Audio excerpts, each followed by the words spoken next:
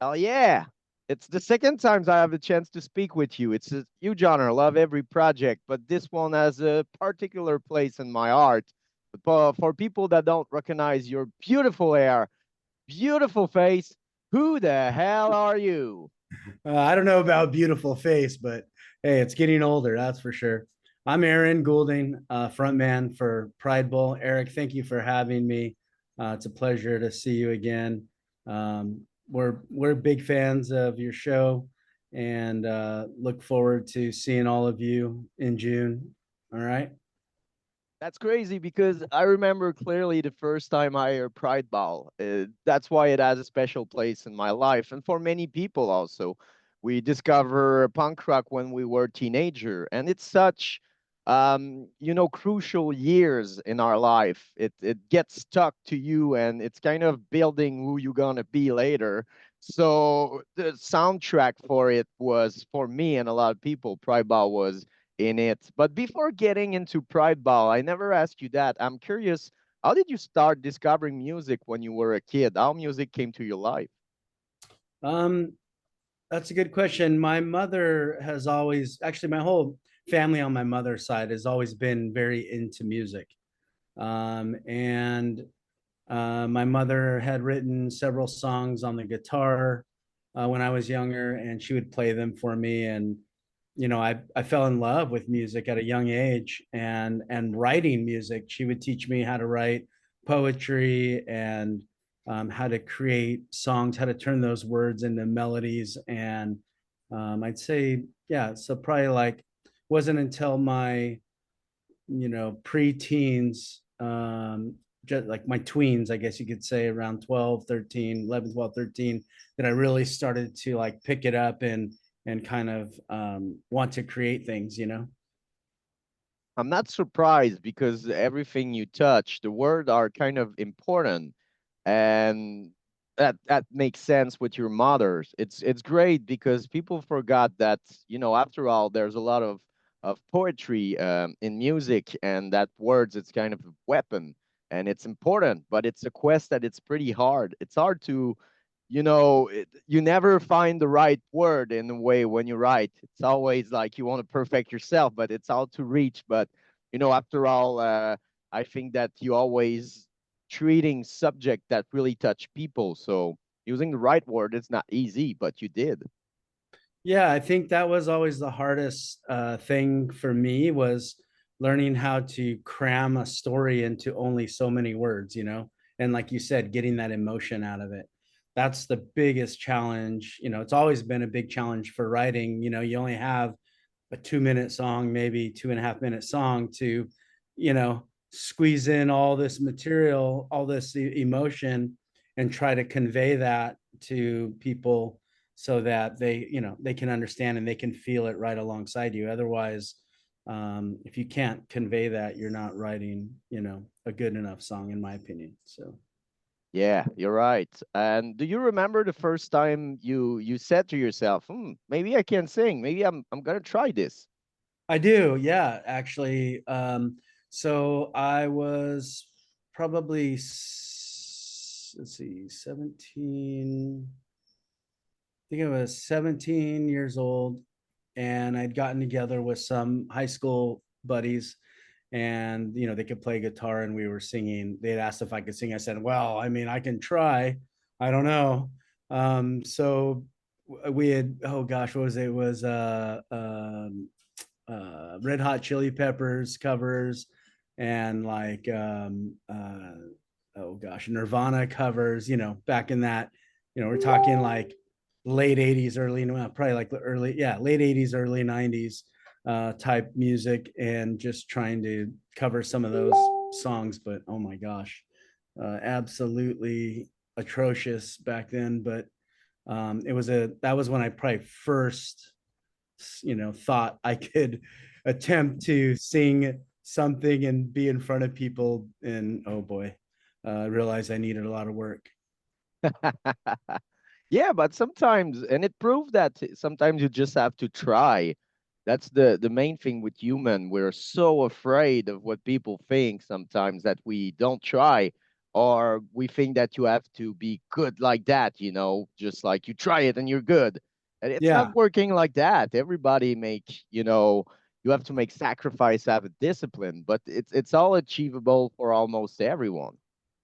it is. Yeah, you're absolutely right. I mean, and that's sort of been my life's motto is never give up, always fighting, always trying. And I think that's great advice to anybody is to just, you know, try it. If there's something, especially if it's something you really want to do, something you're passionate about, you can't give up. You have to really put your all into it. And I think that being said, and it's important to note that if you are going to try something, you want to give it your all. You can't just, you know, give a little bit and expect a lot. You have to really work hard at it.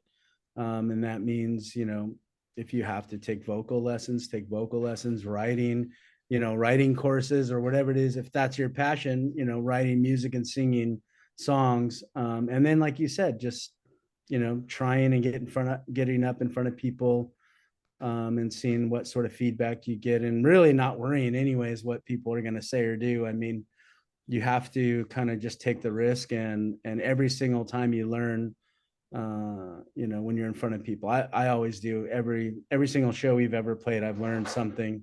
Watching other bands play, I learned something. So it's always a learning experience. And I also learn a lot of things from my bandmates, all the bands I've been in. Learn something from everybody. So And was Prideball was the first project you were into? no, I would say the first project would be Ignite before Ignite was Ignite. And I don't know if many people know that story, but I didn't. I didn't know that. yeah. So it's actually kind of a fascinating story. Joe Foster, the original guitar player for Ignite, and I have always been really close friends. We met at the beach in Newport Beach. We were both into bodyboarding back in the day. We were both professional bodyboarders and competed. We actually never competed against each other, but we were doing the same, tours and stuff like that. Um, and Joe had got wind that I was dabbling around with singing and writing.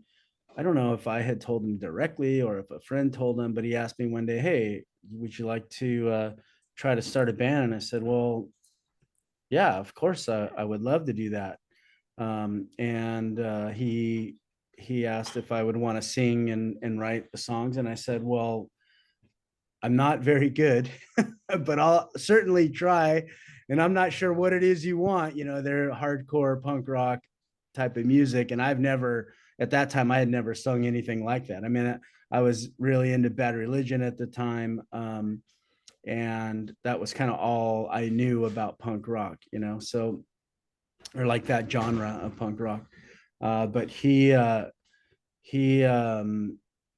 so we got together one day. He had a drummer already lined up. We had found Brett. Brett's still in Ignite. Played a couple of rehearsals with Brett. During that time, I think that I was with them, we lost the drummer and they were looking for a new drummer. Then we got another guitar player as I was leaving to Sweden. So I told them I could no longer play, that I'd be leaving to Sweden. Um, they sort of, I think, kind of just found other people, like the main part of the band, guitar player, drummer, all that. And then I think it was only a couple of weeks later they found Zoli, and then the rest is history. I went over to Sweden, started Pridebowl, and I was there for 4 years. And in my first year there, Ignite came and toured in Sweden. It was the craziest thing ever. I'm like, what? You're already doing tours in different countries? Like, you know, so I hung out with them, and I think it was the singer for Madball. I mean, is that what they're called? Yeah, Madball. Really nice guy. And yeah, I have some really great photos and memories of that festival. Wow, wow, it's crazy. And how was your time in Sweden? It's a huge step when you leave America to go in a country like Sweden. Of course, they speak very well English, but still, it's another language, another culture, way cooler, way colder. Yeah, I mean, yeah, you're right. It is freezing. Well, Canada gets cold in the winter. Oh my gosh. I think Canada is probably the coldest place I've ever been in my entire life. I thought Sweden was cold, and then we did the Snow Jam Festival in the late 90s there. Holy cow, man. I remember coming off the airplane in shorts and a t-shirt, and the guys in the band going, "Hey, you might want to put on some warmer clothes." And I'm like, "Are you serious?" I mean, I know it. I got to put warmer clothes on. It's winter time and it's snowing outside, but like how warm? And they're like, "Oh, you need like 3 or 4 layers." I'm like, "You got to be kidding me." So I just was in a hurry. I just threw on a puffy jacket and some pants and go out the doors into the parking lot there, and my whole face froze. Every like I felt my eyeballs freezing, like the water in my eyes, my nose, my freaking, I took a breath, everything in my chest crystallized. I was coughing. I'm like, I'm like, this is insane. Minus 50. I think it was either minus 45 or minus 50 degrees. Yeah, we get minus 40, 45. Yeah, and I'm Yeah, sure it we got was minus 50 at some point. it was one of the cold, they said it was like the one of the coldest winters on record that year. And yeah, that was, I like I said, I thought Sweden was cold, but yeah, Sweden's different. It was interesting country. I loved it. It was, I'm a sun person. I love the ocean. I love the sun.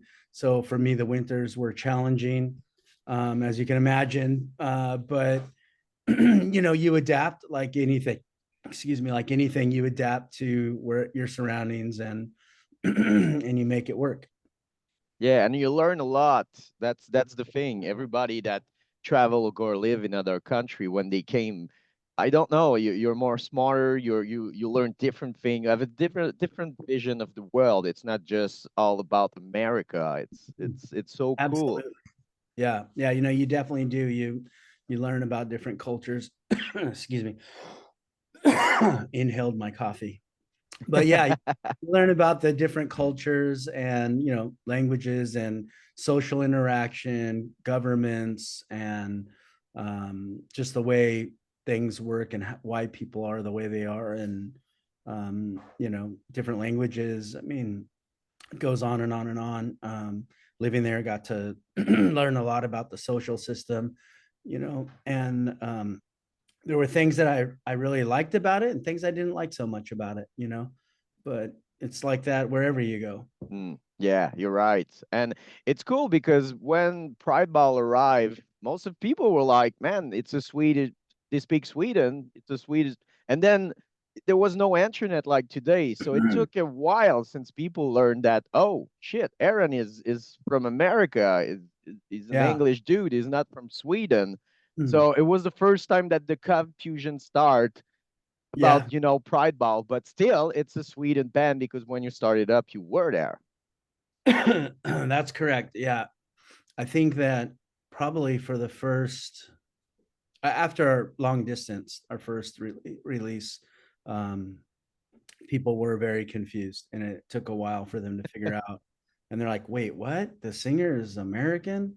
And it is odd if you think about it. I mean, it's very rare to have a band that has a foreign, to them, I was foreign, a foreign front man, foreign singer. But it was great because at the time, a lot of punk bands from Sweden were challenged, with English lyrics. So it was sort of like it helped us out a lot having me being able to, have an American dialect or accent and be able to pronunciate the words and write the words that made sense. You listen to some of the other Swedish punk rock bands at the time, you could tell they were struggling, but more power to them. They did great. There were so many great Swedish punk rock bands, and there still are, and they still exist. Millencolin, No Fun at All, to name a few, Satanic Surfers, Veneria, Adhesive, A Stream. I mean, on and on and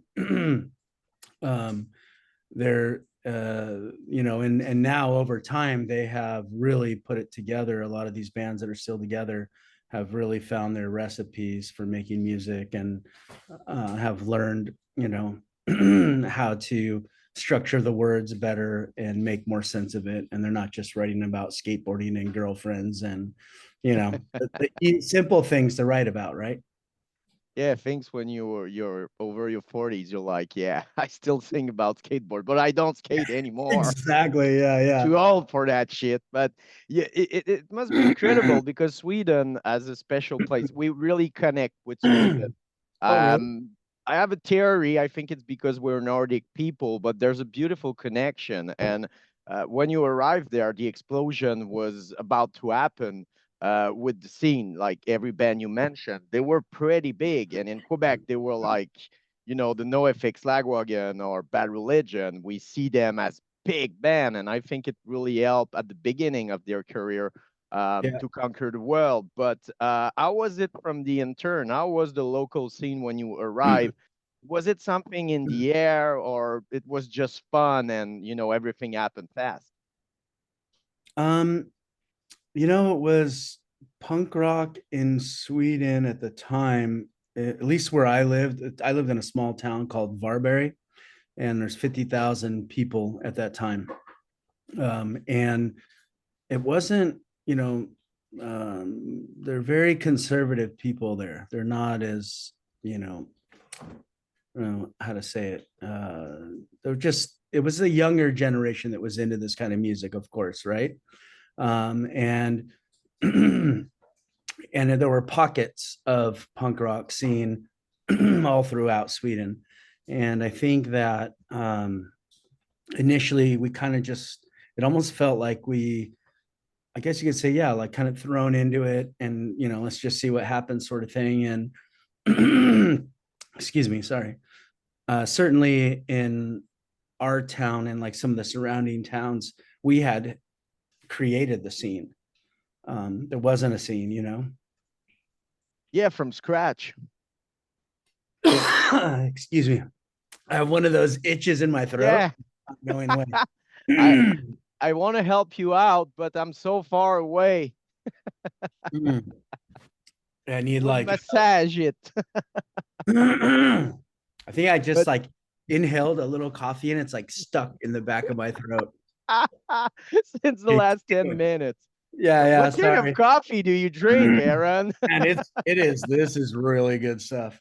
But anyway, yeah. So but we things happen really quickly for Pride Bowl. I don't know if you remember, like we like hit the ground running. It was like we recorded an EP. I left the country, went back to America. I said, if we get signed, I'll come back. And that's what happened. We got signed to Kids Records. I came back 6 months later, wrote Drippings of the Past, started touring, toured Europe, toured, Scandinavia. Um, then wrote Where You Put Your Trust. And then we did much bigger tours after that. And then we were writing Yesterday's End, and during that we had toured basically the world, the whole planet. The only places we didn't hit Africa, we didn't hit South America. We pretty much hit everywhere else in between, Australia, Japan, China.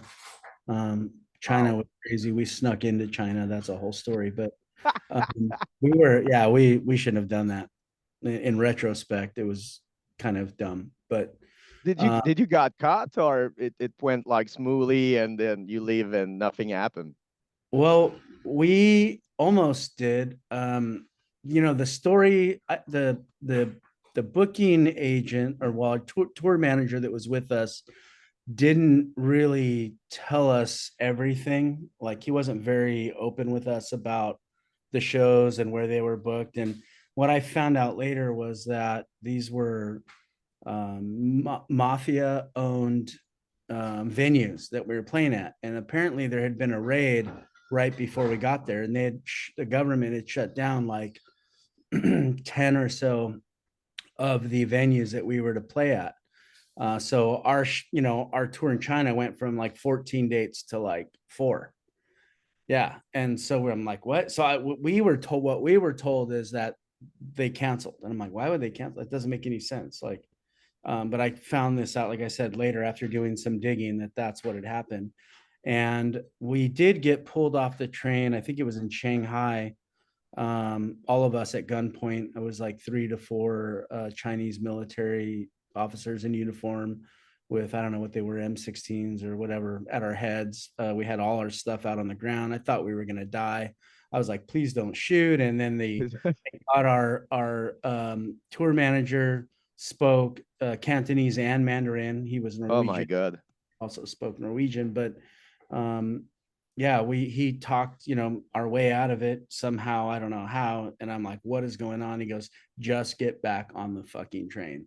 I'm like, okay, grabbed all our shit, got back on the train, and then we went to Beijing, where his dad, I think, ran a Norwegian radio station or something like that out of the embassy. So we went straight to the embassy because we had nowhere to go because of all the events that got shut down. That was including, I mean, everything. Our accommodations, everything was gone. Money. It was bad. It was pretty bad. But anyway, we got to tour, visit China. Got to see Tiananmen Square, the Great Wall of China. Got to walk on that. I mean, things that we probably wouldn't have been able to do when you're touring. You don't get to do the fun stuff. So we At this time actually, you have. yeah, exactly. We actually had time to do things. Got to go to the Forbidden City, and you know, yeah, it was actually ended up being a great time, and spending time with the guys in the band and doing crazy things like almost catching the hotel on fire. These guys thought it was funny to take rice wine and light it on fire and blow it out the windows of this like high rise building on the side, built into the side of a coliseum. And I think we're like on the fifth or sixth floor or something, and the curtains caught on fire. And so the emergency services came, and they came pounding on the door. We put the fire out. And they're like, "What's going on?" We're like, "Oh, no, somebody was just smoking. That's all." And they said, "Okay, well, we got a call for fire." They go, "You can't smoke in here." We're like, "Oh yeah, it was the drummer. He was just, he didn't know." And then we sent them away. But wow, that was like, whew, we almost burned down that whole place. Oh, crazy. Pridebowl doing, the bad stuff in China. But that's All beautiful. the And of all the always look at the bright side of life. Monty yeah. Python sing it, and I Yes, think that's a yeah, good example. definitely. Yeah, it was definitely interesting. So we at the time we were supposedly the first foreign punk rock band to ever tour China. I think it was a year or two later, No Effects came in behind us, and I'm sure they had permission to be there. But uh, who knows? Yeah, man. I don't know how Mike Dealey's thing at that time, but I'm sure, yeah, it was less problem even. But that's crazy that you did that. And yeah, it's the beauty of music, you never know where it's gonna get you. I'm sure when the first time you sing and it was terrible, you never thought that, you could tour the world and after all those years still making music. And yeah, and I'm curious, like, because you said it, things were so fast with Pridebowl. Because when I Yeah, discovering the band, it was where you put your trust. And like one of my friends was like, "Oh, they released a records last year," so it was like, "Oh shit!" And then another records came out, Tyrant EP, and I was like, "Oh shit!" They never stopped. But I think like thing went slowly at the beginning, and then you release all the stuff in a short period of time. yeah. It was. I think the first year was kind of slow because that's why we called the album Long Distance. So we were doing what we did with setbacks and what we're doing now digitally. We were doing by snail mail back in the 90s. So literally the guys in Pride Bowl would, if we were writing a song, for example, they would go in the rehearsal room, write the song, record it live on a cassette tape, then mail me the cassette tape. My mom had given me this like karaoke machine. It was like, 2 tape cassettes with a little speaker, and it had a microphone. So I Yeah. would take that cassette tape, stick it in one side, hit record on the other, and sing to whatever they were doing. Then I would mail that cassette tape back to Sweden to get their opinion. And then we'd have a phone call because there was no internet. So the phone call would be like, hey, did you like what I did here. And well, no, we were thinking you could change this, that, and that. I'm like, okay, take my notes, send them another copy. And then and it was just like back, and you're talking like 15 to 20 days, sometimes a month, right? To go back and forth. Um, and so that's how we wrote Long Distance. All the songs on there were written just like that. So when I flew into Sweden, that I think it was May or June of 1994, 95, 94, I think it was.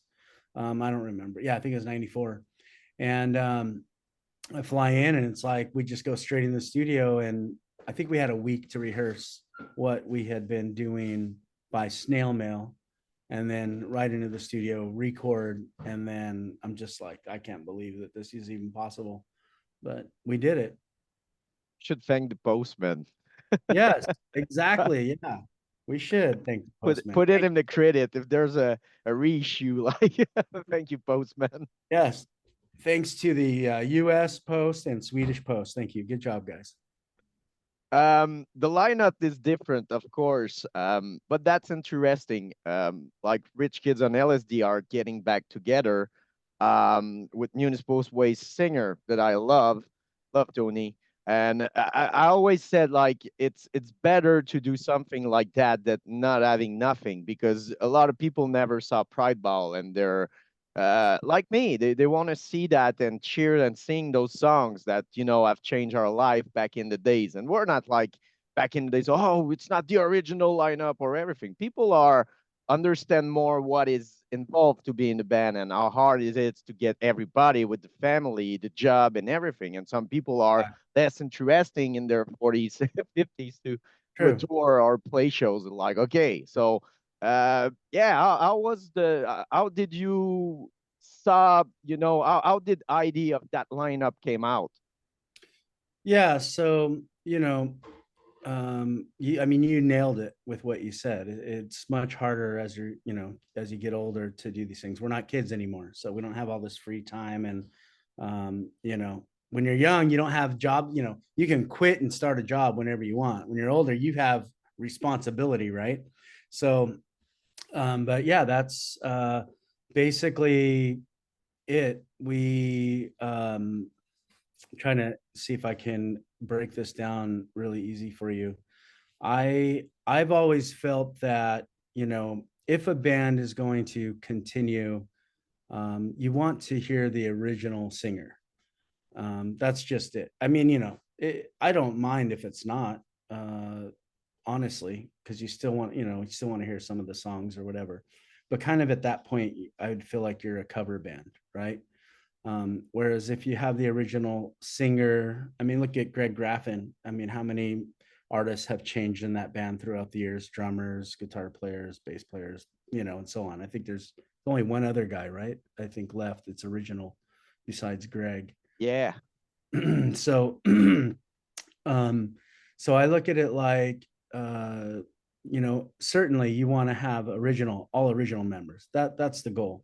And I did ask all the original members, on the couple occasions that we tried to get, back together or restart Pridebowl.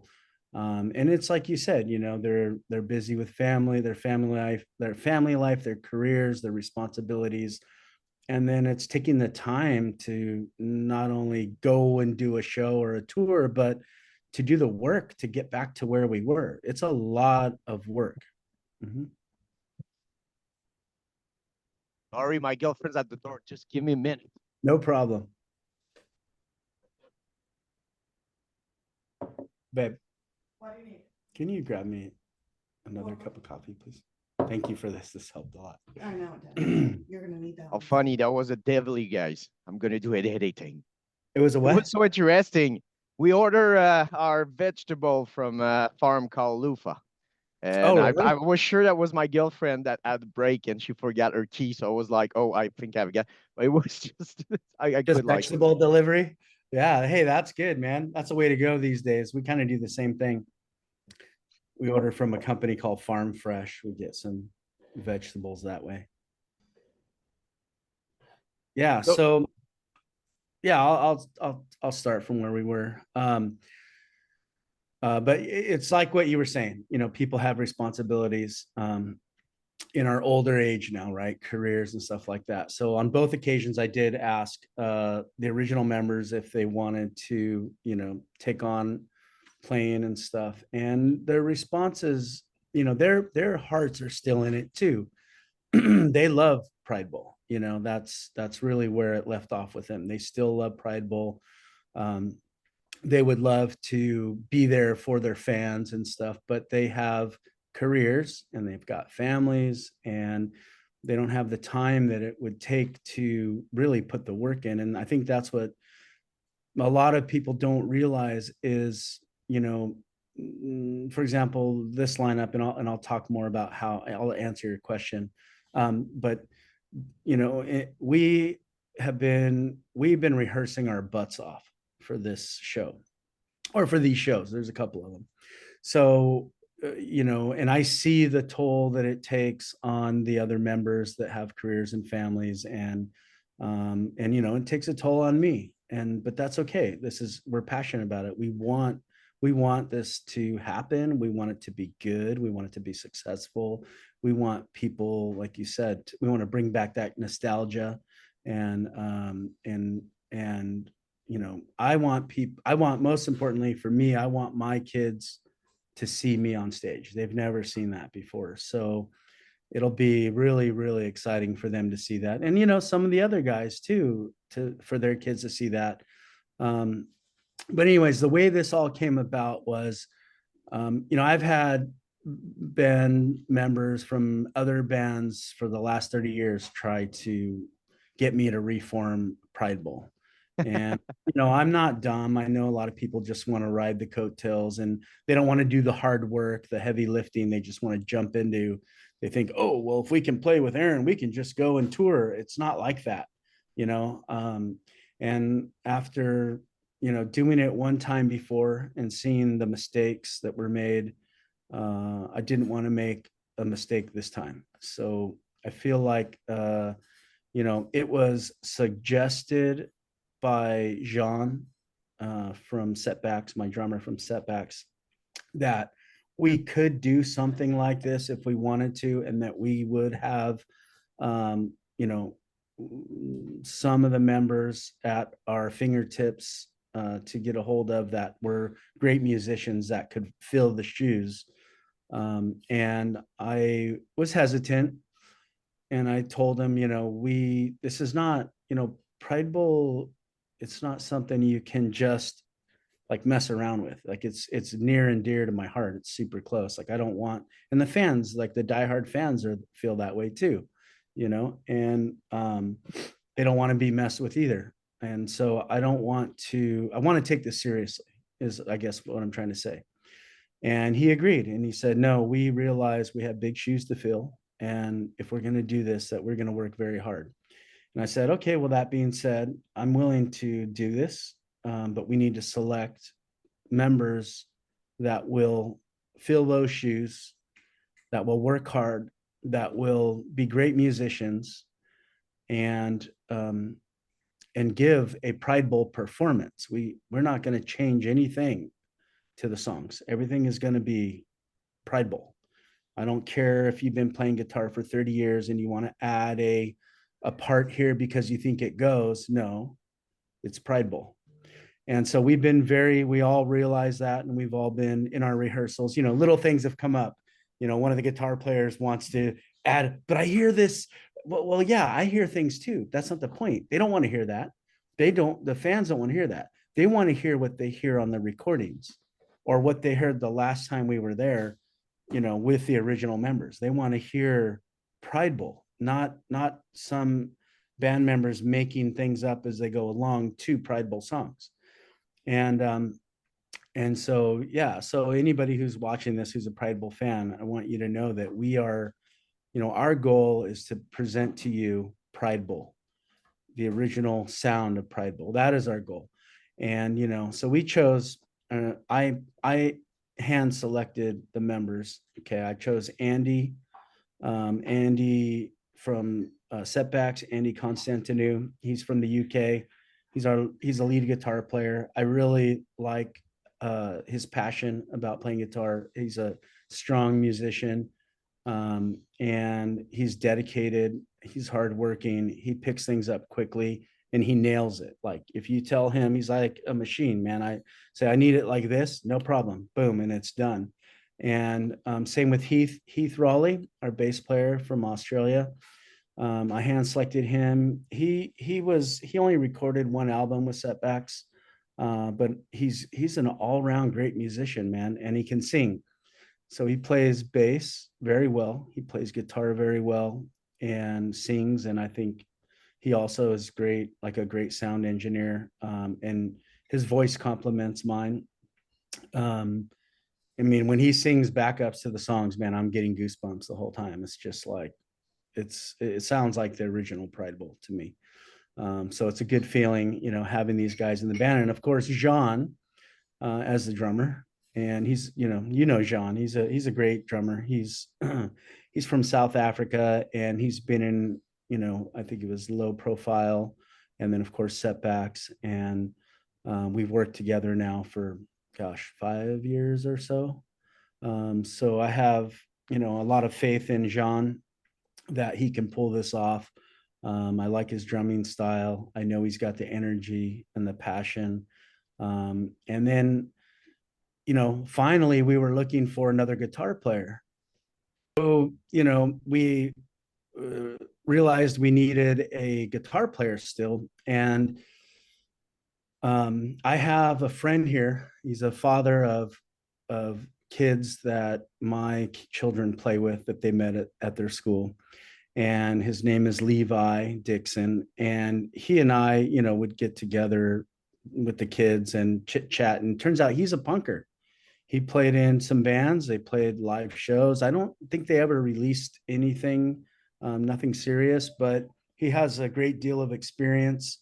As a matter of fact, he and I started to kind of jam some Bad Religion covers here and there at his house when I'd go to we'd drink some beers and, bust out the guitar and no effects and whatever, just for fun. And, we just started to hit it off. So I was like, maybe Levi'd be interested. So I asked Levi, and he said yes instantly. And he knew he had a lot of work ahead of him, but Levi is, man, he has come such a long way.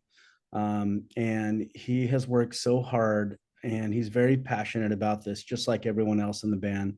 And he understands the goal, and the goal is to produce a Pridebowl sound that is like from the 90s. So everybody's on the same page. And we don't want to disappoint our fans. We want this to be a very successful live show for Pridebowl and their fans. And for the event coordinators, we want everybody to be happy, of course. So we're working hard, all of us having careers and families, but we are working like we're in our 20s. It's crazy because when you start as a musician, you challenge yourself, but with time, it's just getting more harder to challenge more yourself. So it's not getting easier with time and getting old. It's getting harder. And Well, yeah.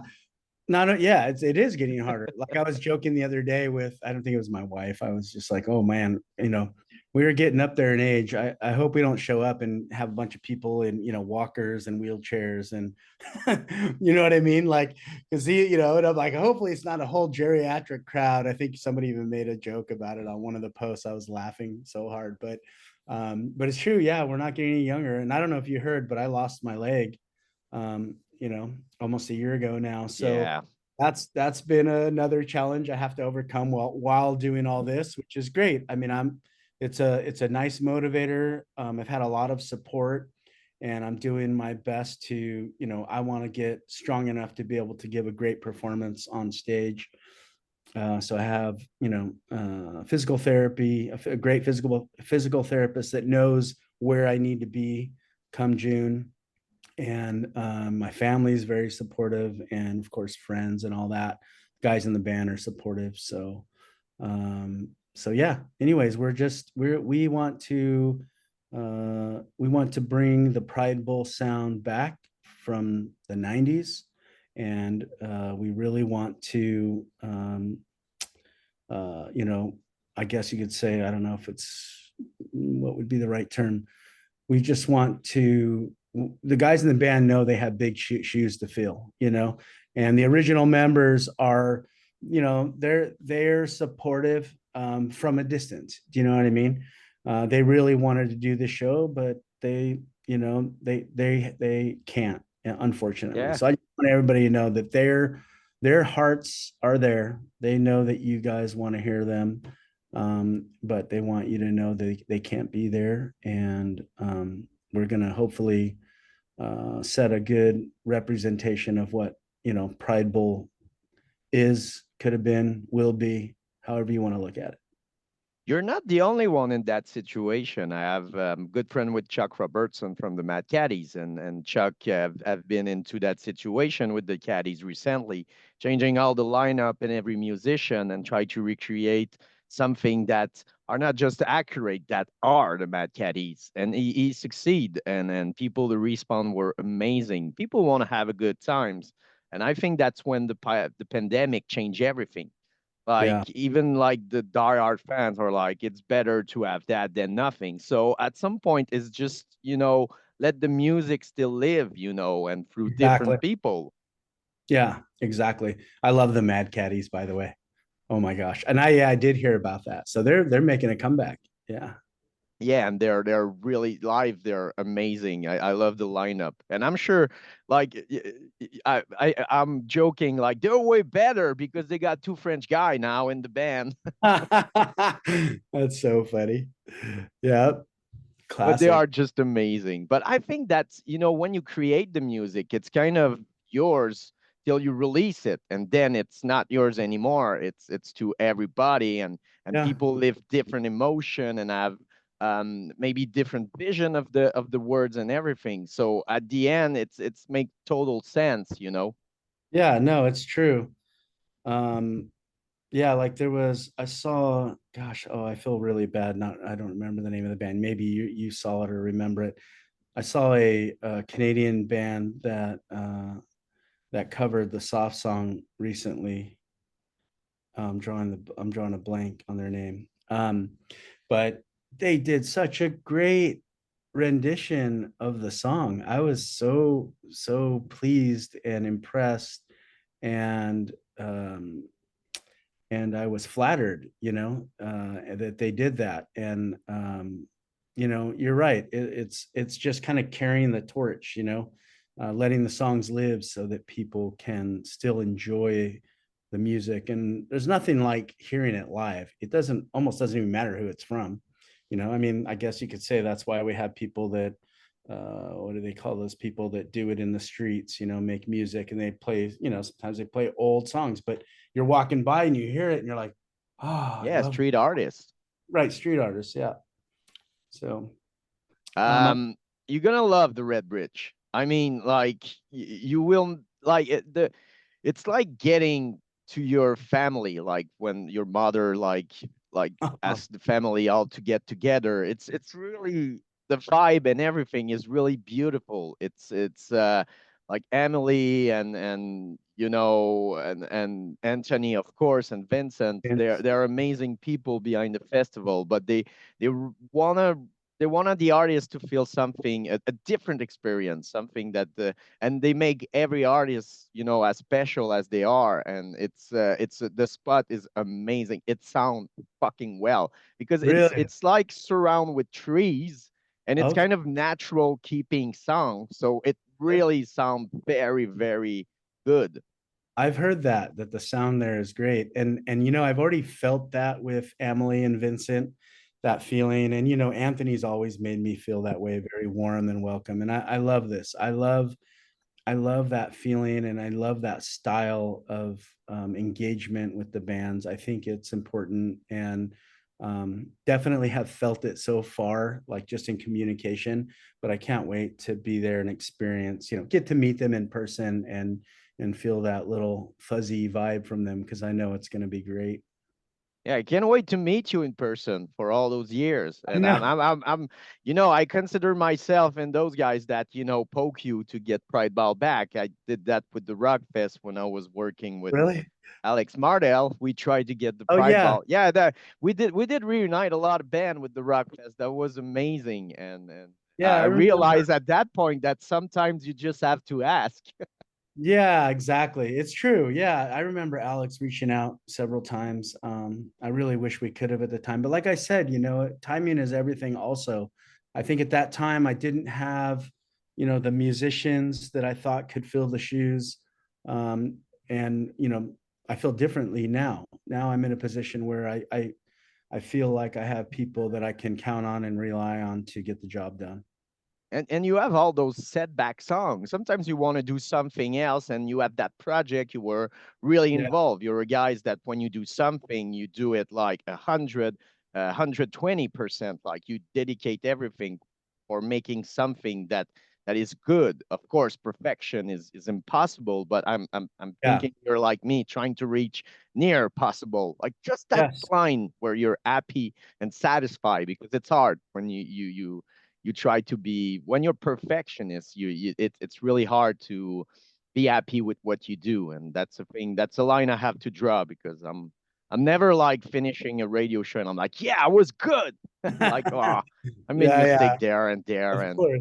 No, it's like that. And and the guys are well aware of that too. That's something that's actually a conversation we have regularly when rehearsing, is, hey, there's gonna be mistakes. We are going to mess up live. It's not gonna be perfect. And really the goal is to just don't stop the show. Just keep playing, but some people will know where you make a mistake, some people won't. It doesn't matter. Everybody's gonna there to have a good time. I mean, certainly we want to play our hearts out and play our absolute best. That is the goal. But the fact is there are going to be mistakes, and yeah, you're going to hopefully grow from those. And if things go further beyond this event in Quebec, then at least we will have learned something. So it's so true. It's so true. And you're in a punk scene. We're not in metal scene. So mistake is part of the deal. No ethics build their career on mistakes. yeah, that's true. Good point. Yeah, I did want to mention, if it's okay, we there's so much thought that's gone into this event from everyone in the band. And one of the things that I don't know if you followed or heard about or have been following the what's it called, our sort of story about being held hostage, and which we do have a single coming out called Hostage. That was kind of the whole purpose of this. We will be filming on that song for a music video to be released shortly after. So we're hoping that everybody will participate in that during our live set. Yeah. And then in regards to that, we do have the guitar that's going to be played or that was used to record that song by Levi. Levi wants to auction that guitar off, or not auction off, raffle it off. And all band members will sign it. And I think we'll be announcing that shortly here sometime in the next week. But people can in advance, buy their tickets, and they will actually go home with it at the festival.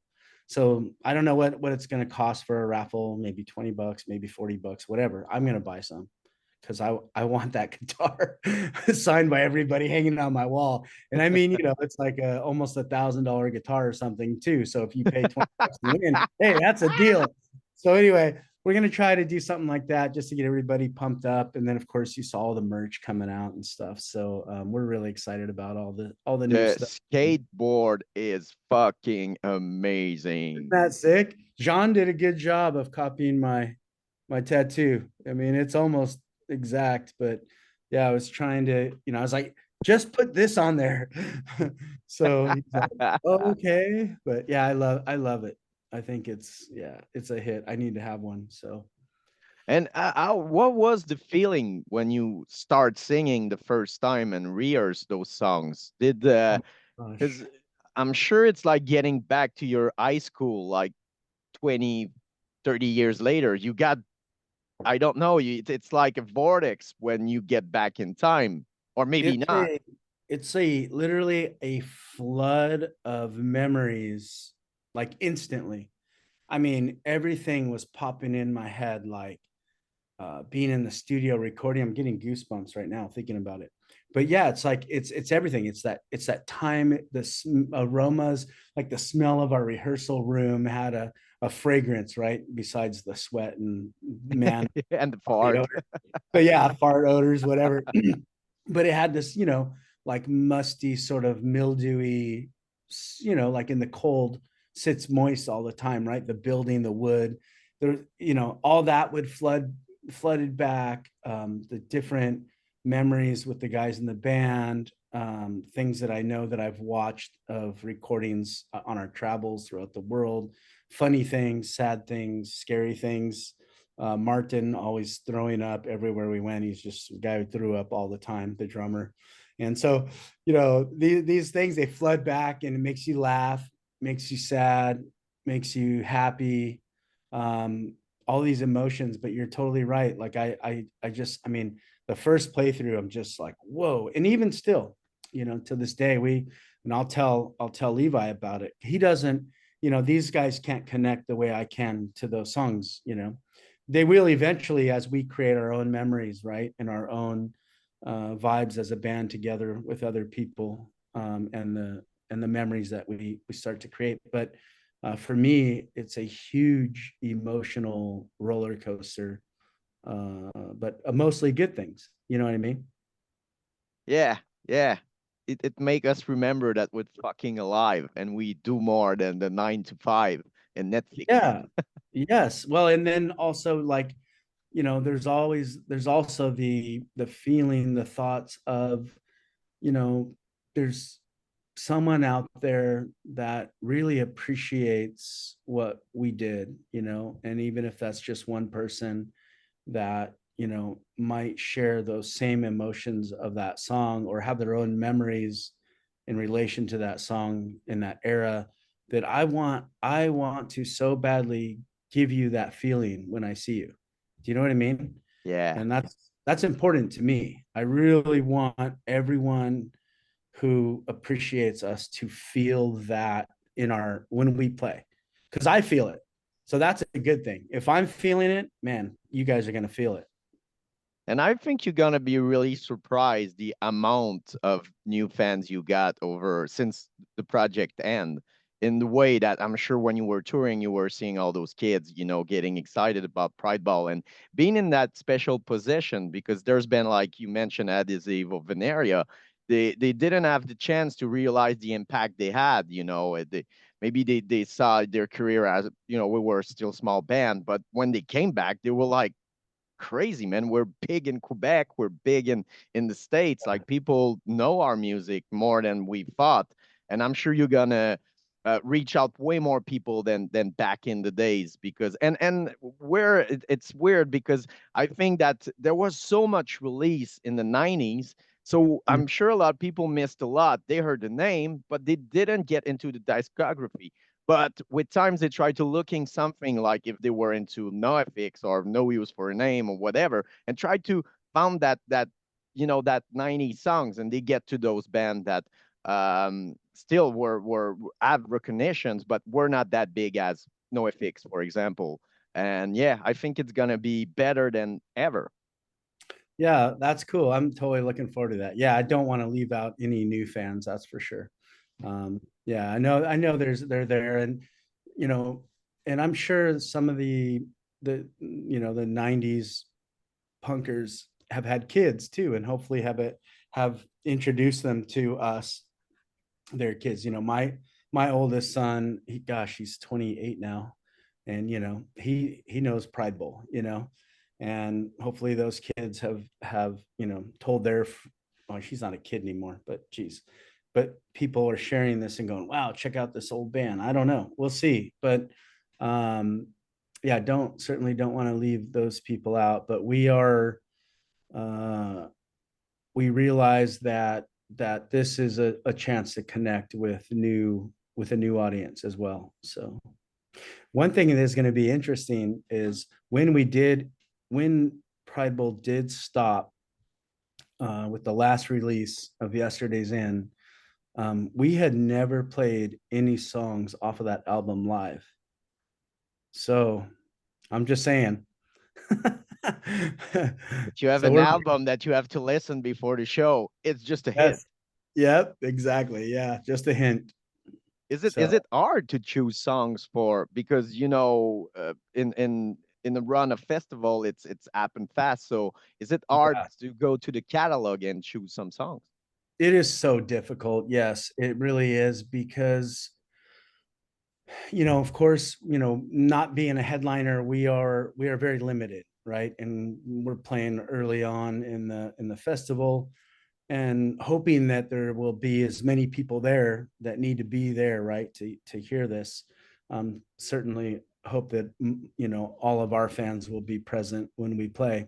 But we have no guarantee of that. They just come when they come, and then the time is limited. So yes, selecting the songs for me was a big challenge because you don't want to leave the key songs out, the ones that were the biggest hits from each album that will bring back those memories and touch people in a way that they hopefully can't forget, right? And that we'll leave there with them wanting more, right? Yeah. And certainly, gosh, you want to play all of them. I mean, we've got this giant list of songs that Pridebowl made, and of course, you start out, the list is real big. Whoa, we're gonna 25, 30 songs. You're like, whoa, wait, let's do the math. Yeah, no, you know, 2 hours. We don't have 2 hours. Okay, cut. Oh, I don't want to cut that one. No, we got to cut it. Cut. Oh my gosh, are we really cutting that song? Okay, cut. And you get down to the list and you're just going, oh, I hope that's what people want to hear. I mean, I know what they want to hear, but there's so many songs that are missing that I'm sure people want to hear that we can't play. It's not that we don't want to play, we just can't play on this show. But hopefully we'll come back and then we can Yeah. do a long set. That's Hopefully for we the can part do, two. yeah, hopefully we can do it, play an album. I don't know, we'll see what happens. I heard there's gonna be hundreds of parts. Yeah, oh my gosh, it's gonna be interesting. Can't wait. Seriously, and I mean it from the bottom of my heart. That is the show that I'm looking the most in 2024. I can't wait. And of course, people go buy tickets. There's still tickets left. It's gonna be sold out. I'm sure there's just a few left for the Red Bridge. But Mhm. there's show around. You're gonna play around. So you're gonna live the whole Quebec thing. So it's so great. So I was gonna be 224 after that little Quebec run.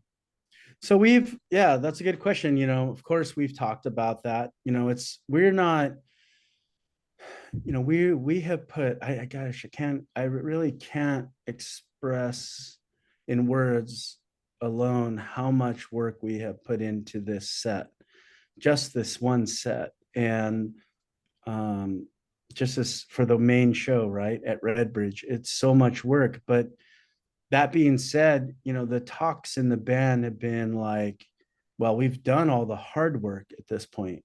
So what's really stopping us from moving forward? Not a whole lot, to be honest, but there's, I think for me, and I probably am the only holdup in the band as a whole. Everybody wants to push, push, push. And, I really want to see that the fans grasp us how we are. I want to see that they're accepting of us first, because I don't want there to be any doubts or any, well, they weren't that good or they're not as good as the original or I really want to hear that, oh my gosh, that's the best show I've ever seen, or it was a classic Pridebowl show and I want to see more, and if I hear that and feel that, then I think that I will be comfortable to move forward. But at this stage of the game, I think it's a little early. I don't certainly wouldn't mind playing, a show here and there if these guys wanted to do that. But in terms of like just fully catapulting forward and drive, drive, drive, drive. I really need to know this is like our test show. I mean, I don't want to make it sound like it, not a test show. This is our like what do you call it? Our premiere. It's like our first show ever, right? So it has to be good. It just has to be good. People in Quebec, we're gonna give everything. Let's Yeah, show I can't wait. Pridebowl how Quebec is crazy during the summer. Oh, I know, I know. I love Quebec. I've always loved playing in Quebec. We have had the absolute best time ever in that area. I mean, and you know, I love, and like you mentioned earlier, that family feel. I've always felt that from the fans there as well. You know, it's a very warming, comfortable feel that the punk scene has in that area that you don't feel in other places in the world. So definitely looking forward to getting back to Quebec and meeting up with some old friends, meeting you, and of course, you know, Vincent, Anthony, Emily, and everybody else that I've talked to online that has connected with me in the past years. So it should be really exciting. And you will see all their kids are working at the festival, No helping and way. like helping the band bring the merch and everything. It's just beautiful.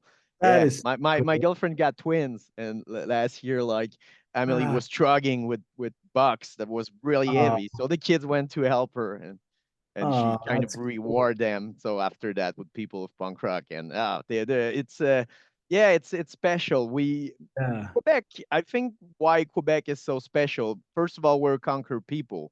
We have that mentality. We're not proud as US, or you will not see like Quebec flag and Canadian flag everywhere.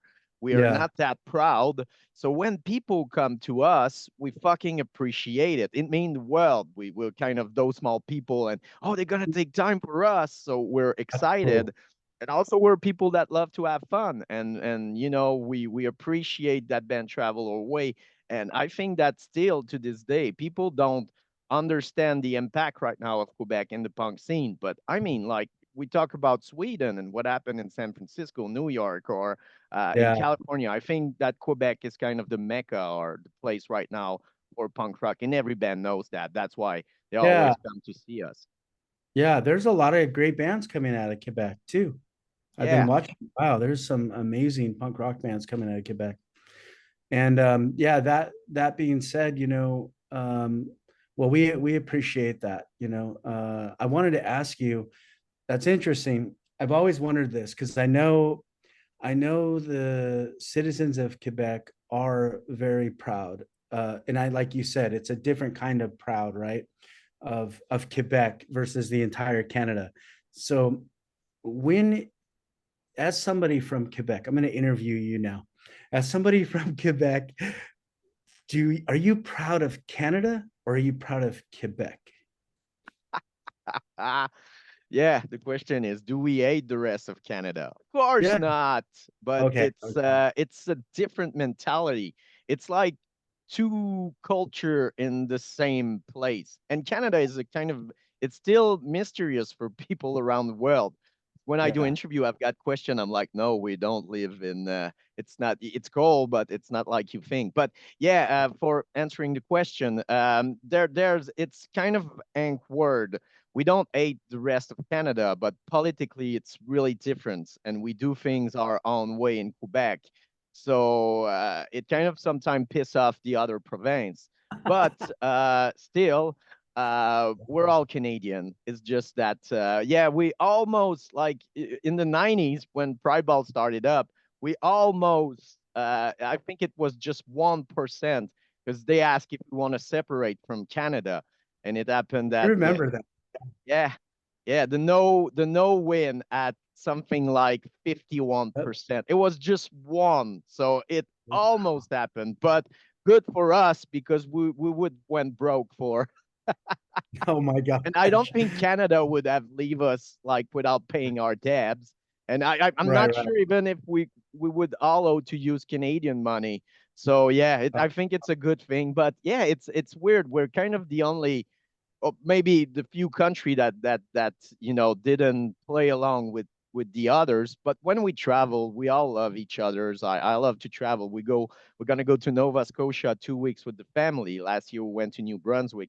It's beautiful. People are happy and they're friendly, and yeah, I think that's the thing. We're friendly. We just like we have that against francophone and anglophone, but at the end, it's just like it's more the media that embrace it, and when we're not that pissed, Yeah, yeah. That's but so cool.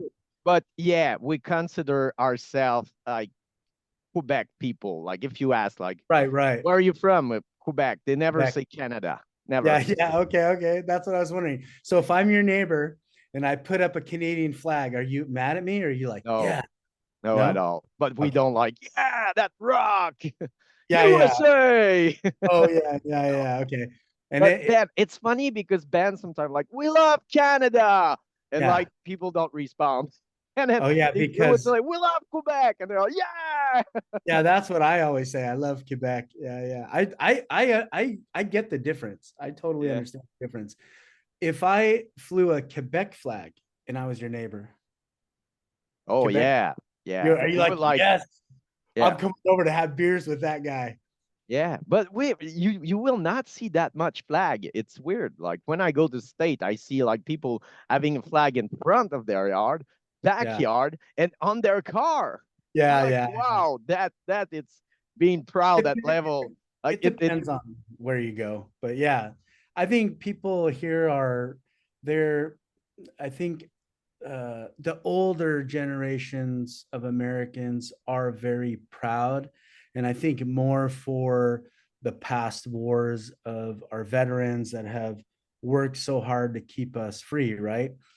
That's kind of where it stems from. But then there's this kind of new, this modern era of proud that's a little extreme, in my opinion, where people are just like you said, they've got to have three flags. You're like, hey man, one is enough, and then they walk out wearing American, flag shirt, and you're like, okay, this is getting Are you crazy. American? Yeah, yeah, yeah, exactly. But But no, I it's a mean, good point that you mentioned. We didn't have, war like the US. So we yeah, didn't got it, bad with World War II or World War One. We always were like we are the blue like the blue helmet. So Canada is more seen like peaceful people. So in a right, way, right. maybe it it can change our proudness with our country. Yeah, I think the newer generations have just they didn't live through that like with their parents and grandparents and great grandparents like my generation did. I'm like our generation is kind of the last of that. And the newer generations don't understand, I think the I don't know if you want to call them victory. I don't think anybody wins in war, Mm. but you know that our military is keeping defenses, keeping us safe, right? Whether it's for good reasons, bad reasons, the point is that, I don't think they appreciate it as much because they didn't go through or witness what we've witnessed in our lifetime. Yeah, And hopefully they don't ever have to witness that. I mean, war is horrible. You don't want, nobody wins. yeah. Everybody is in war.